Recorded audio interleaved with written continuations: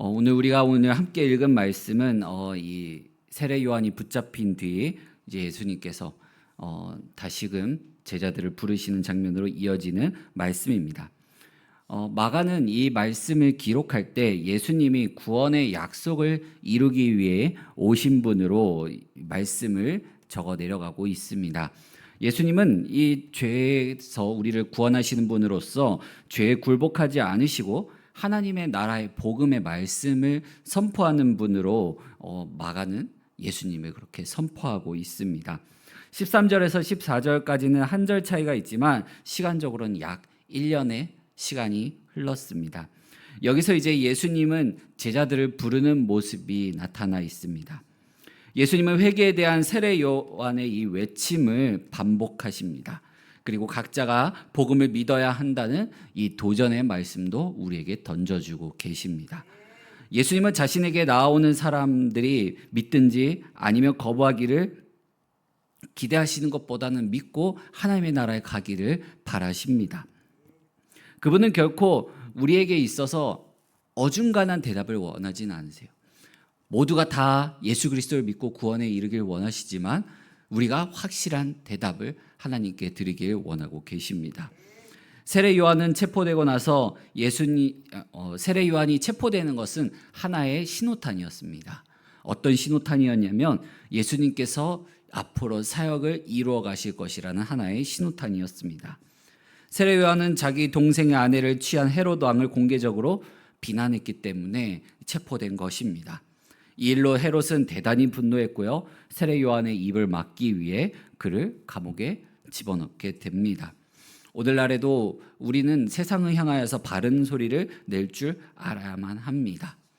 그것이 어쩌면 우리가 공개적으로 비난을 받고 또 때로는 억압받고 박해받는 상황이 될 수도 있습니다. 하지만 우리가 복음을 전파함으로 말미암아 받게 되는 그 일 가운데서도 우리의 거룩한 삶이 그들의 비난이 부끄럽게 만들게 해야 합니다. 예수님은 이 고향 나사렛에서 북쪽에 있는 가버나움으로 이동을 하십니다. 예수님이 가버나움으로 이동하신 것은 또 이것도 예언의 말씀을 성취하기 위함이셨습니다. 이사야 9장 1절에서 2절 말씀을 보면 전에 고통받던 자들에게는 흑암이 없으리로다. 옛적에는 여호와께서 스불론 땅과 납달리 땅이 멸시를 당하게 하셨더니 후에는 해변길과 요단 저쪽 이방의 갈릴리를 영화롭게 하셨느니라. 흑암에 행하던 백성이 큰 빛을 보고 사망의 그늘진 땅에 거주하던 자에게 빛이 비치도다라고 말씀합니다. 여기서 이사야는 메시아가 가버나움에 있는 갈릴리 지역인 스불론과 납달리 땅에 빛이 되실 것을 예언하고 있습니다. 그래서 예수님께서는 이 선지자의 입술을 통해 선포된 하나님의 말씀을 이루기 위해 또한 그곳으로 이동하셨고 큰 빛이 되어 주십니다. 우리는 하나님의 나라의 복음을 세례 요한과 같은 제수들에게까지 전해 주어야 한다는 사실을 기억해야 합니다. 감옥에 갇힌 채 가족과 친구들의 위로와 사역의 유익을 거절당하고 항상 감시당하는 상황에 이 요한은 어떻게 보면은 모든 여자에게 난자 중에 가장 큰 자라고는 하나님께서 예수님께서 말씀하셨지만 그가 처해 있는 상황은 그렇지 않았던 겁니다. 또 반면에 이 세례 요한이 불의를 행해서 잡힌 것이 아닙니다. 주위를 둘러봐도 온갖 죄를 저지른 사람들로 가득했기 때문에 그렇습니다.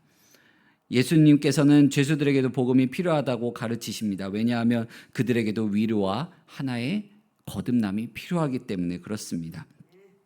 세속적인 권위를 위신하여 부정부패를 일삼는 사람들을 향한 외침이 이 세례 요한을 감옥에 있게 만들었습니다. 어떻게 보면 세례 요한에게 있어서는 이 희망과 변호가 필요한 상황입니다. 그들도 하나님의 형상으로 지음받은 사람들이고 하나님께 소중한 사람들입니다.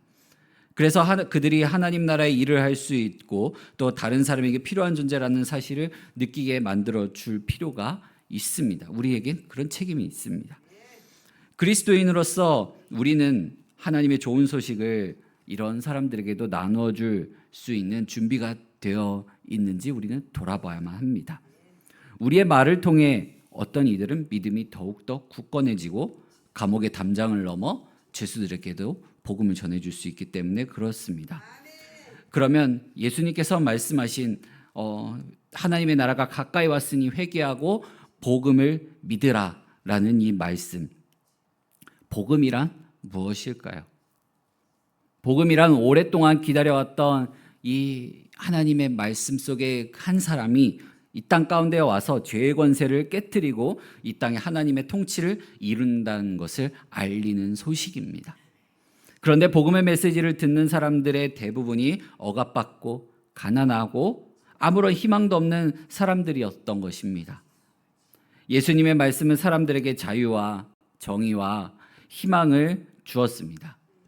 그래서 수많은 사람들이 예수님을 따랐습니다. 그래서 예수님이 인기가 계속해서 날로 높아져 갔던 것입니다.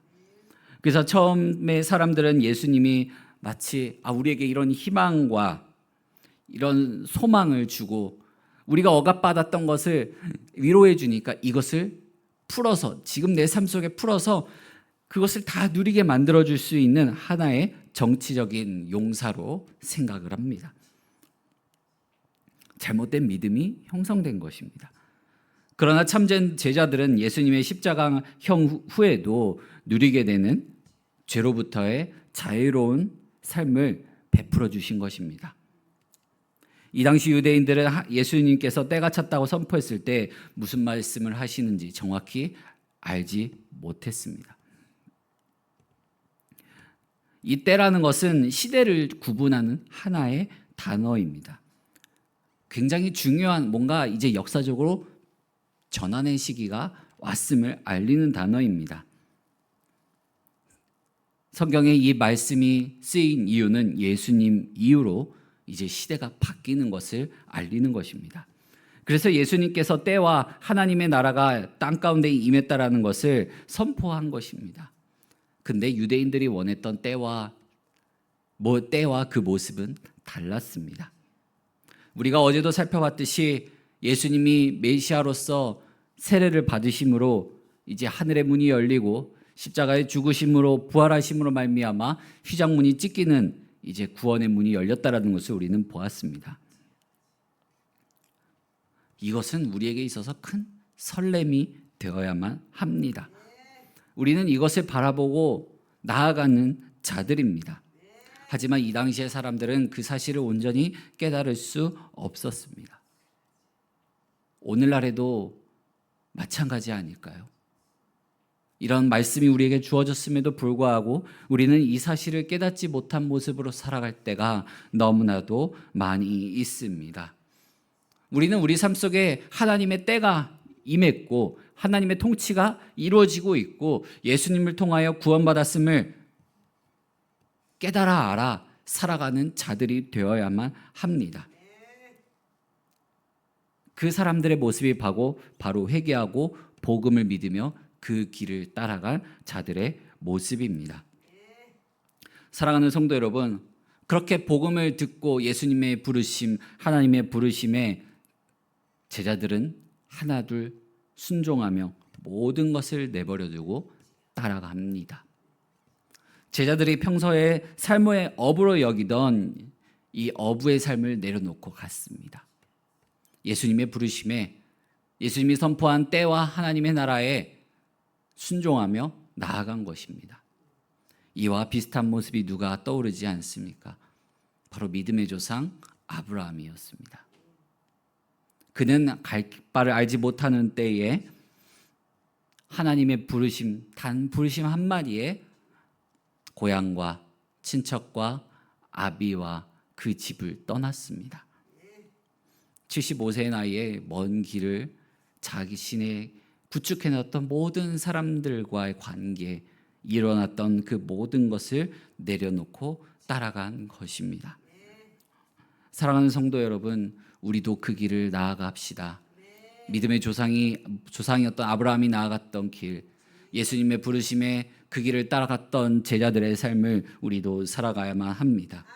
우리는 그렇게 살아가서 복음을 듣고자 하는 사람들에게만 복음을 전하는 것이 아니라 복음을 거부한 이들에게도 계속 다가가 복음을 전파해야 합니다. 하나님의 나라가 이 땅 가운데 도래했고 하나님의 통치가 임했음을 우리는 선포해야 합니다. 그렇게 선포될 때 하나님께서는 놀라운 치유와 회복과 위로와 소망의 말씀이 전파되게 하실 것입니다. 예수님의 말씀은 복음입니다. 그 말씀이 자유와 희망과 마음의 평화와 하나님과 함께하는 영원한 삶을 약속해 주시고 이루어 주십니다. 이처럼 지금 우리가 가지고 있는 문제도 하나님으로부터 해결하고 하나님으로부터 위로함을 얻고 지금 당장 눈앞에 해결되지 않는다 하더라도 소망을 가지고 그 소망을 붙들고 나아갈 수가 있습니다.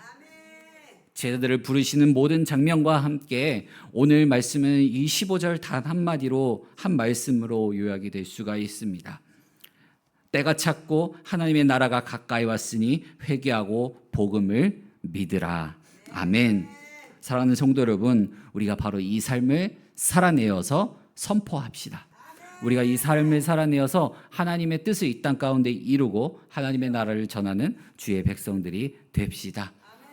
이 시간 함께 같이 기도하겠습니다.